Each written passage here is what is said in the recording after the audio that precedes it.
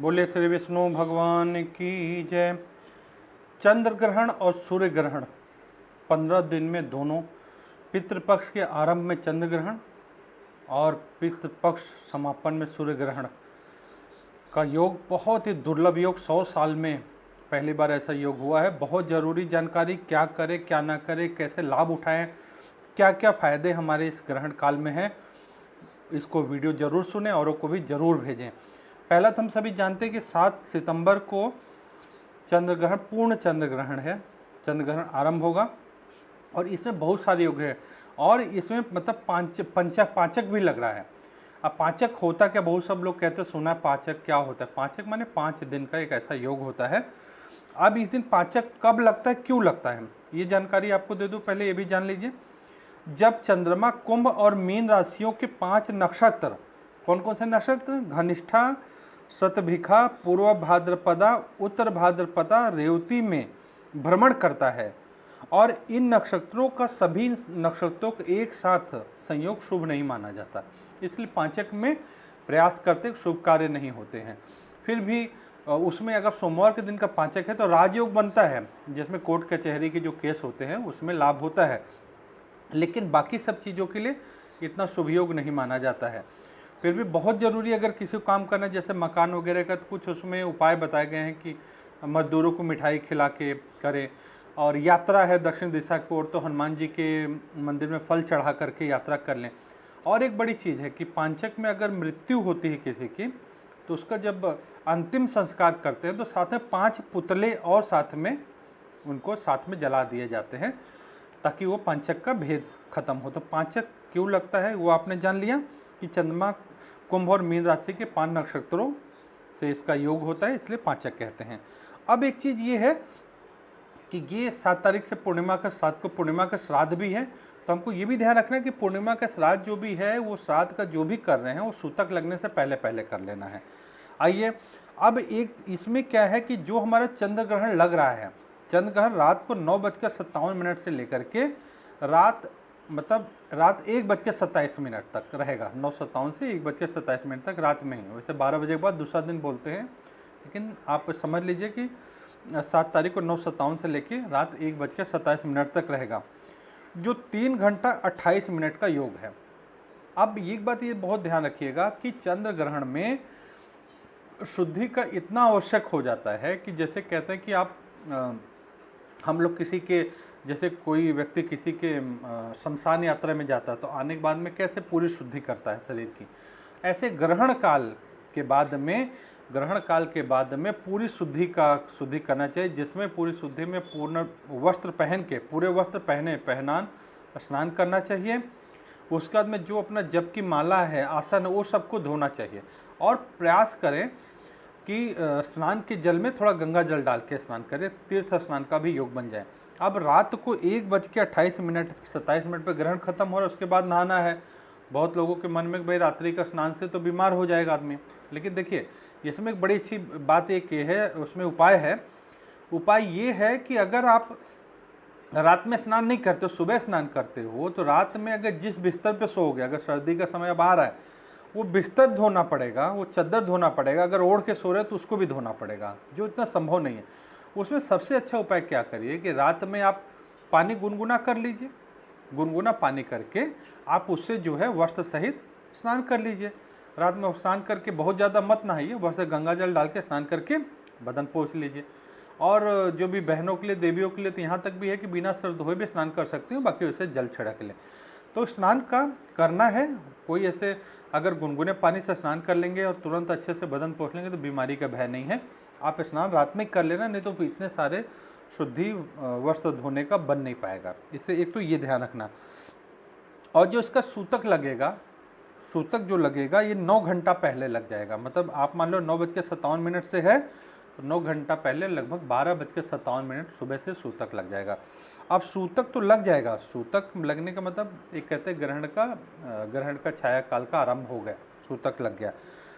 अब ये चीज़ है कि सूतक लगे उससे पहले आप एक करें कि जो भी भोजन वगैरह करना है, मतलब जो भी भोजन पदार्थ बन रहा है और इसमें जो है सूतक से पहले भोजन कर लें। अब इसमें एक चीज़ है कि क्या भाई 12 बजे से लेकर रात 1 बजे तक बिना खाए पिए कैसे रहेंगे, तो उसमें देखो एक चीज़ है कि बूढ़े बच्चे बीमार जो है ये लोग सूतक काल में भी भोजन कर सकते हैं। तो ये है कि ग्रहण लगने से लगभग 1.5 प्रहर पहले तक कोशिश करें, तो मतलब कि जो बूढ़े वृद्ध बीमार भी हैं वो भी शाम को कोशिश करें कि शाम को 6:36 से पहले 6:30 बजे से पहले भोजन हम कर लें। अब भोजन कर लें और जो भी भोजन बना है, देखिए भोजन है, पीने का पानी है, जो खाने का सामान है, पका भोजन तो आपका बिल्कुल मतलब समझ लो कि वो तो गौ को दान दें, गौ को या उसे बाहर डाल दें जीव जंतु के लिए। लेकिन जो भी जल है या फिर जो भी खाद्य सामग्री है, जो भी उस पर तुलसी दल, और तुलसी दल भी आप ध्यान रखिए कि ग्रहण से पहले ही तोड़ना। ग्रहण काल में बिल्कुल भी पत्ता, लकड़ी, कुछ भी तिनका भी नहीं तोड़ना। तुलसी दल, कुशा, जो भी है, काला तिल, जो भी है, आप पहले जो भी तोड़ने वाली चीज़ है ग्रहण से पहले तोड़ के रखें। इसलिए मैं कह रहा हूँ कि वीडियो आप सबको फॉरवर्ड अवश्य कर लेना। तो तुलसी दल डाल देना। तुलसी दल आसानी से मिल जाए, अभाव में तो तिल भी डाल सकते हैं, तिल भी डाल सकते हैं जल में, और है तो थोड़ा तुलसी दल तिल दोनों डाल दीजिए, जो भी सामग्री है आपकी। और जो भी घर के सामान है, खाद्य सामग्री, सूखा तो सामान ठीक है, बाकी और जो सामग्री उसमें ये चीज़ें रखिए जहाँ भी आपको अशुद्धि की बात लगती है। और अब क्या करना है, तुलसी दल का हमने बता दिया। सूतक लग जाएगा, जो सूतक लग जाएगा तो उसमें लोग का यह है कि भाई क्या पानी उन्हें पी सकते हैं, बिल्कुल पानी पी सकते हैं, लघु शंका भी जा सकते हैं। लेकिन एक बहुत बड़ी बात समझिएगा कि ग्रहण काल में जो आपका समय है 9:57 लगभग 10 बजे, 10 बजे से लेकर 1:27 तक का जो समय है, प्रयास करें उसमें लघु शंका न जाए, टॉयलेट बाथरूम जो है न जाए। इसलिए सर्दी का टाइम है, बहुत ज़्यादा पानी ना पिएं। आप पानी उतना ही पिएं कि 9 बजे से पहले आपका ये पूरा विधि हो जाए। और इसमें ये भी प्रयास करें कि ग्रहण काल में सोना भी नहीं चाहिए। सोना नींद के लिए, अब नींद अब ये होगा कि भाई 10 बजे से 1 बजे के बीच कैसे आदमी जागेगा। देखो तपस्या इसी को तो कहते हैं। आप थोड़ा टहल के, चल के और जप करके, भगवान का भजन सुन के, श्रवण करके, कीर्तन चला के, भजन सुन के, कुछ भी करके आप अपनी कोशिश करिए कि जागे हम। जाग करके बहुत कीमती समय है। और सूर्य ग्रहण में ये और चंद्र ग्रहण, जो ग्रहण का समय होता है, ग्रहण का जप इतना फलदायी होता है कि इसमें करोड़ गुना अधिक फलदायी होता है, लाख गुना होता है। और एक चीज़ और रखें कि अगर जहाँ हम जप करें, पूजा पाठ करें, वहाँ पे कटोरी में गंगा जल भर के रख दे, गंगा जल भर के रख दे, और अपने पास में तुलसी दल पहले से हमने रखा, तुलसी दल भी डाल दे उसमें, और वो अपने पूजा वाले स्थान पे जहाँ बैठे वहाँ रख के तब आप जप करिए, तो करोड़ गुना फलदायी हो जाता है। वैसे तो तीर्थ क्षेत्र में माँ गंगा के पावन तट पे, ऐसे स्थान पे, और जो और भी गंगा स्वरूप जो हमारी पवित्र नदियाँ हैं, माता स्वरूप है, जैसे गोदावरी, अलकनंदा, ये सब हैं, वो सब ऐसे स्थान के पवित्र स्थान वाले तो बड़ा सारा नियम करते हैं। लेकिन जो हम घरों में हैं उनके लिए ये रखना है कि पात्र में गंगा जल इतना नहीं मिल जल, और उसमें गंगा जल डाल के, तुलसी दल डाल के रखें, और उससे अपना जप करते समय उसको रखें। अब इसके बाद में क्या और चीज़ क्या है कि अब ग्रहण लगने से कम 15 मिनट पहले तक, 15-20 मिनट पहले तक आप एक बार लघु शंका फिर चले जाना। लेकिन वो नहीं करना कि ग्रहण लग जाए फिर उसके बाद में बचना, आप बिल्कुल बचना, इसलिए उतना ही करना। अब एक बात और इसमें बहुत ज़रूरी चीज़ है, अगर कोई व्यक्ति नहीं मानता है, कहता है कि ग्रहण में स्नान नहीं करेंगे, तो देखिए ग्रहण में स्नान की इतनी अशुद्धि, अच्छा वैज्ञानिक कारण भी है, मैं इसका वैज्ञानिक कारण भी आप देखो, उसमें दिया है कि जो ग्रहण काल में जब चंद्र, सूर्य और अपना कहते हैं ना, ये सूर्य, पृथ्वी और चंद्रमा के बीच में जो ये स्थिति आती है, तो उसमें ऐसी किरणें निकलती हैं, अवरोध बन के जो चलती हैं, उससे शरीर पर बहुत, वैसे चंद्र का तो जानते हैं, चंद्र का प्रभाव मन पे है, तो ये शास्त्र सम्मत बात एक है कि अगर स्नान कोई नहीं करता है तो पूरे वर्ष भर अशुद्ध है, तो उसके द्वारा किया गया जो भी पूजा पाठ जब तब कर्म है वो जो फलित नहीं होता है, सात कर्म पितृकर्म जो करते हैं। इसलिए स्नान तो करना ही चाहिए, और ये शरीर पर असर पड़ता है, जो नहीं मानते ठीक है, लेकिन मानने में बुराई नहीं है, मान लेना चाहिए। अच्छा, और इसमें एक चीज़ है कि हम लोग ग्रहण में स्नान स्नान कर रहे हैं तो जो भी प्रयास करें कि एक चीज़ है ना कि जो हम जप की माला है, जप की माला को भी स्नान कराएं, तो जप की माला के लिए थोड़ा सा नहाने के पानी में जो स्नान करने बजाय उसके साथ में थोड़ा सा गंगा जल रख के अलग पात्र में सम्मान से उसको जप की माला का स्नान करा दें।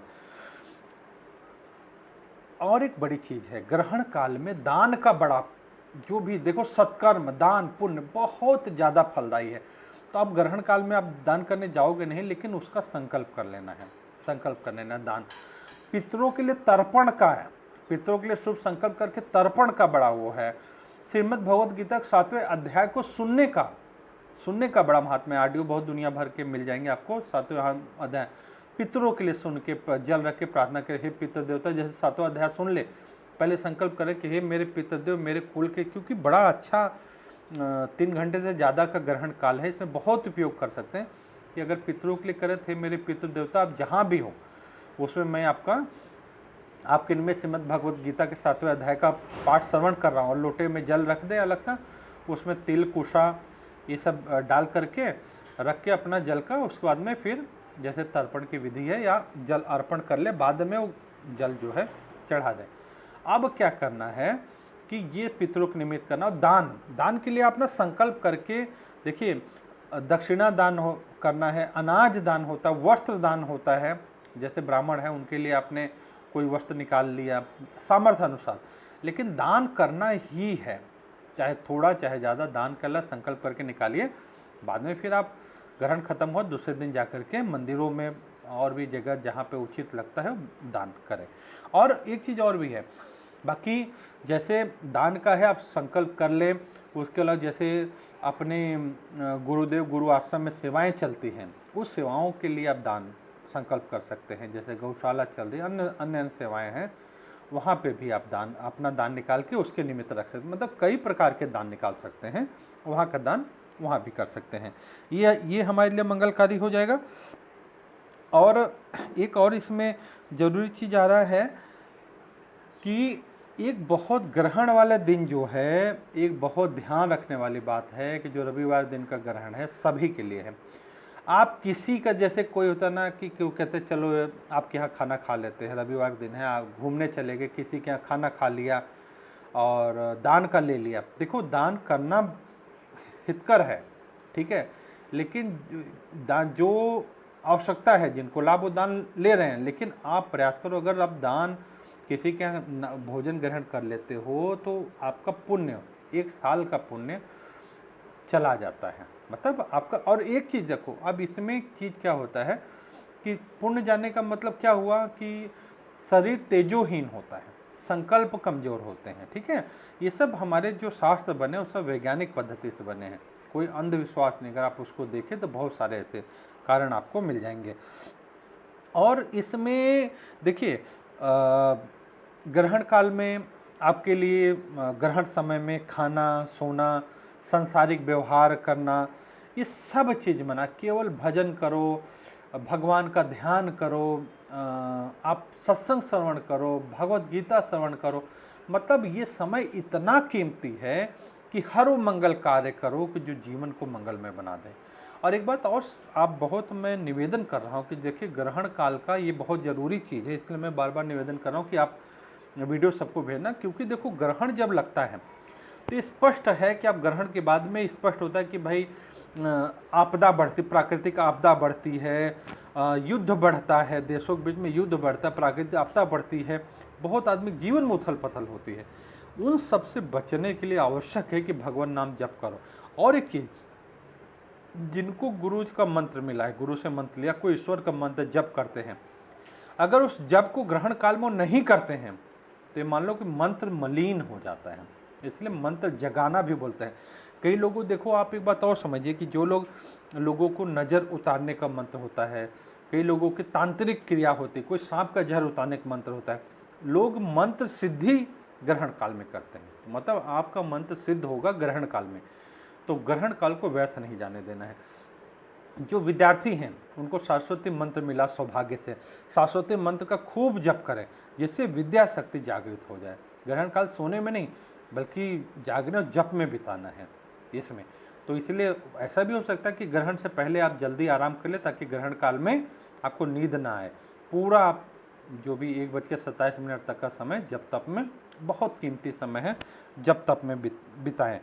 और ग्रहण काल के समय जो आप इसमें श्राद्ध करते हैं, मतलब पूजा पाठ करते हैं, तो उसमें बहुत दान है, जैसे मतलब अनंत गुना दान का फल उसमें कहा गया है।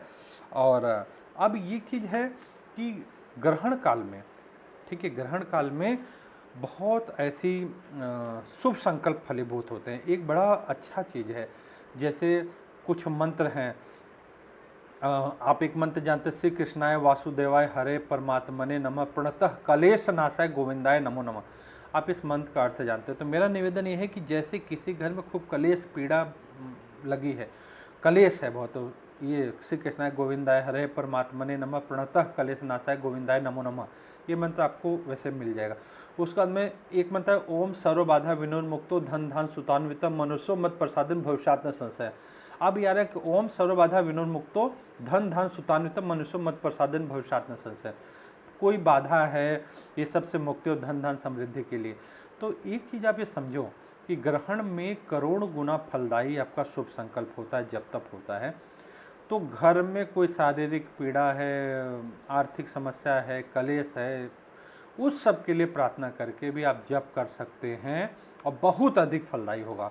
और एक बड़ी चीज़ बता रहा हूँ आपको, इसमें एक और लाभकारी है कि आप के कोई सगे संबंधी हैं, ध्यान से सुना, सगे संबंधी प्रियजन हैं, आप उनके लिए भी संकल्प करके जप कर सकते हो। वो तो करें ही, वो सबको करना चाहिए स्वयं के लिए, लेकिन कोई प्रियजन है और वो जप नहीं कर सकते हैं। देखिए कैसे, मैं इसलिए निवेदन कर रहा हूँ कि जैसे कि बहुत बड़े बूढ़े बुजुर्ग हैं, बहुत कष्ट पा रहे हैं। आप कष्ट क्यों पा रहे हैं, ये तो स्पष्ट है ना कि भाई कर्म का लेखा कोई हटा नहीं सकता।